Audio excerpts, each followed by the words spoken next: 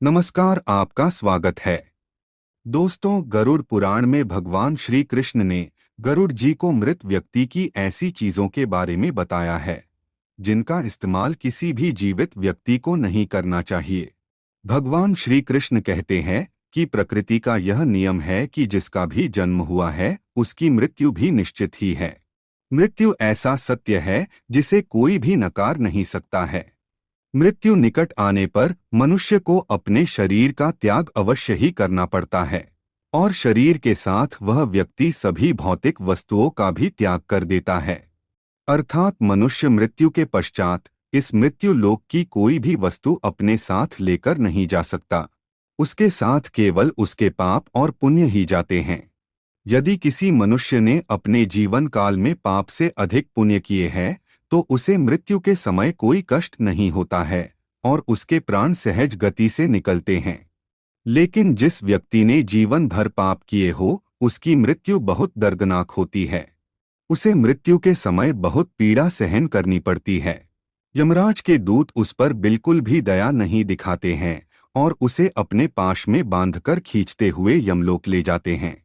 यमलोक जाने के मार्ग पर उस पापी व्यक्ति को बहुत दुख होता है। वह हाहाकार करता हुआ नरक के मार्ग पर चलता है। लेकिन यम के दूतों को उस पर दया नहीं आती है और वे उसे और पीड़ा देते हैं। श्री कृष्ण कहते हैं कि आत्मा का इस संसार में कुछ भी अपना नहीं है। आत्मा अमर है, उसका कभी अंत नहीं होता है। वह अपने कर्मों के अनुसार बार बार जन्म लेती है। मनुष्य का शरीर भी उसका अपना नहीं है, वह भी उसे कुछ ही समय के लिए ईश्वर द्वारा प्राप्त हुआ है, जो एक दिन पंच तत्वों में विलीन हो जाएगा।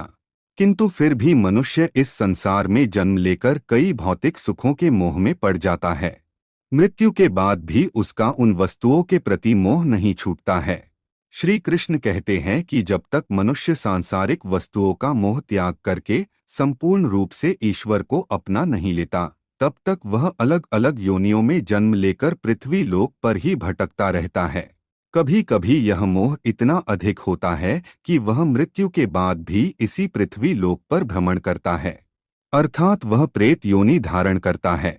श्री कृष्ण कहते हैं कि यदि किसी मनुष्य की अकाल मृत्यु हो जाती है तो वह भी प्रेत योनि में चला जाता है और प्रेत योनि में वह अपने ही परिवार के लोगों को दुख देने लगता है।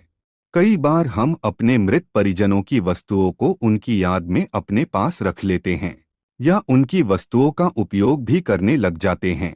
लेकिन गरुड़ पुराण के अनुसार हमें मृत व्यक्ति की कुछ वस्तुओं का उपयोग कभी नहीं करना चाहिए, क्योंकि इन वस्तुओं के साथ उस मृत व्यक्ति की ऊर्जा जुड़ी हुई होती है। उस मृत व्यक्ति का उन वस्तुओं के प्रति मोह बहुत अधिक होने के कारण वह मृत्यु के बाद भी उन वस्तुओं से जुड़ा रहता है और यदि कोई इन वस्तुओं का प्रयोग करता है तो उसे कई परेशानियों का सामना करना पड़ता है। वह मृतात्मा उसे कई प्रकार से कष्ट देने लगती है। इसीलिए किसी भी मनुष्य को मरे हुए व्यक्ति की चीजों का इस्तेमाल कभी नहीं करना चाहिए। चाहे तो आप उन वस्तुओं को संभाल कर अपने घर में रख सकते हैं अथवा उन चीजों को नदी के जल में प्रवाहित कर सकते हैं, लेकिन भूल से भी उसकी वस्तुओं का इस्तेमाल नहीं करना चाहिए। उस मृत आत्मा की शांति के लिए आप उस व्यक्ति की प्रिय वस्तुओं का दान करते हैं तो यह बहुत ही शुभ होता है। गरुड़ पुराण में मृत व्यक्ति की ऐसी 3 चीजें बताई गई है जिनका कभी भी इस्तेमाल नहीं करना चाहिए, अन्यथा मृत व्यक्ति की आत्मा पृथ्वी लोक पर ही भटकती रहेगी और उसे कभी मोक्ष की प्राप्ति नहीं होगी अथवा उसे दूसरा शरीर भी कभी प्राप्त नहीं होगा। ऐसी आत्मा आपको भी अनेक प्रकार के कष्ट देती है। श्री कृष्ण कहते हैं, जब किसी की मृत्यु के बाद उस व्यक्ति को अगर प्रेत योनि मिलती है तो वह अपने ही परिवार को दुख देता है। इसीलिए उसकी वस्तुओं का उपयोग कभी नहीं करना चाहिए। तो चलिए जान लेते हैं उन 3 वस्तुओं के बारे में जो मृत व्यक्ति की कभी भी इस्तेमाल नहीं करनी चाहिए। सबसे पहले जानते हैं, घर में मृत व्यक्ति की तस्वीर कहाँ पर लगानी चाहिए। शास्त्रों के अनुसार प्रत्येक मनुष्य को अपने घर में पूर्वजों की तस्वीरें अथवा चित्र अवश्य लगाने चाहिए। इसे बहुत ही शुभ माना गया है। अपने मृत परिजन का चित्र बनाते समय इस बात का ध्यान रखें कि उनका चित्र अथवा तस्वीर दुखी अथवा क्रोधी अवस्था में ना हो। आपके पूर्वज चित्र में प्रसन्न दिखाई देने चाहिए। जब भी हम उनके चित्र के दर्शन करें तो हमारे मन में उनके प्रति श्रद्धा तथा प्रेम का भाव प्रकट हो। यदि पूर्वजों का चित्र क्रोधी अवस्था में हो तो यह मन में भय की स्थिति निर्माण करता है। छोटे बालक उनसे प्रेम करने के बजाय द्वेष करने लगेंगे। इसीलिए पूर्वजों का चित्र अथवा तस्वीर बनाते समय इस बात का खास ध्यान रखें। ध्यान रहे, आपके पूर्वज अब इस संसार में नहीं हैं।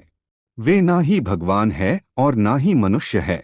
आपको उनका सम्मान करना चाहिए, किंतु उनके सामने अपना दुख और क्रोध जैसी भावनाओं को प्रकट ना करे, अन्यथा आपके पितृदेव दुखी हो जाएंगे। पितृपक्ष के दिनों के अलावा अन्य दिनों में उनका आवाहन अथवा उनकी पूजा नहीं करनी चाहिए।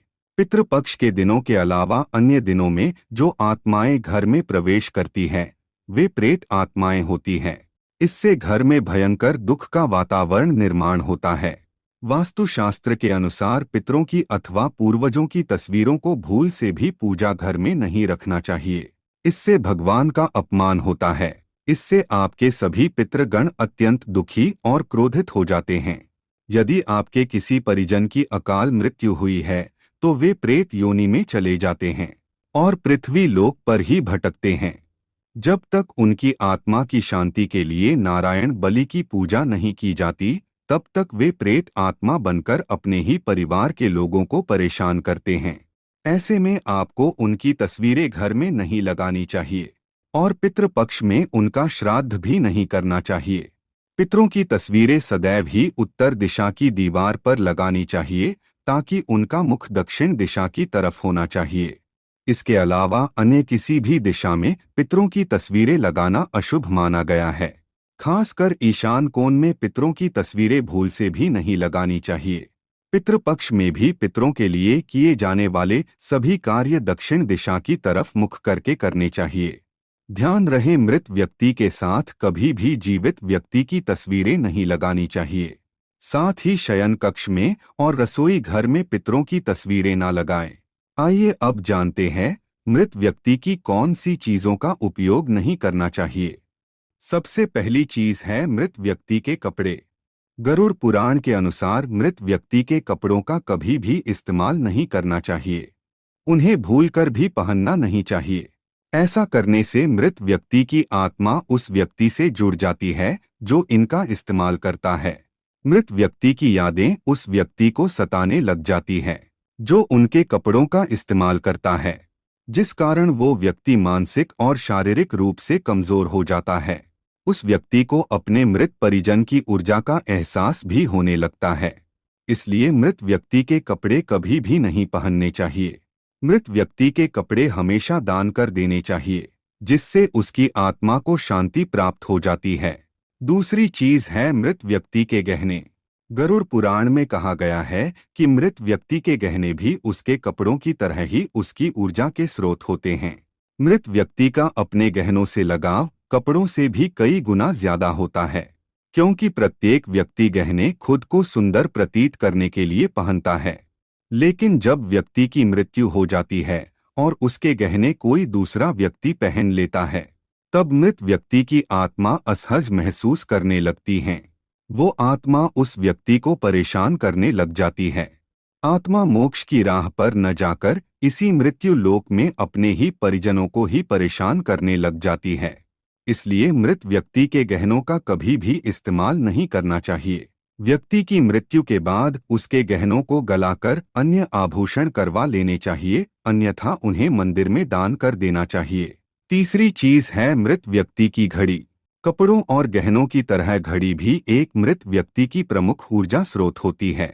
गरुड़ पुराण में घड़ी के बारे में नहीं कहा गया है, लेकिन अनेकों ज्योतिष शास्त्र यह बताते हैं कि मृत व्यक्ति की घड़ी भी उससे जुड़ाव का कार्य करती है, क्योंकि घड़ी उस व्यक्ति से जीवन भर जुड़ी रहती है और उसके समय का निर्धारण करती है।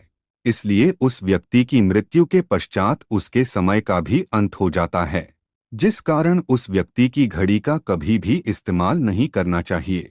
ऐसी मृत व्यक्ति की घड़ी को हमेशा दान ही करना उत्तम माना जाता है। तो दोस्तों, उम्मीद है आपको यह जानकारी अच्छी लगी होगी। वीडियो को लाइक जरूर करें, कमेंट में जय पितृदेव और जय श्री कृष्ण अवश्य लिखे। साथ ही चैनल को सब्सक्राइब जरूर करें। आप सभी का धन्यवाद।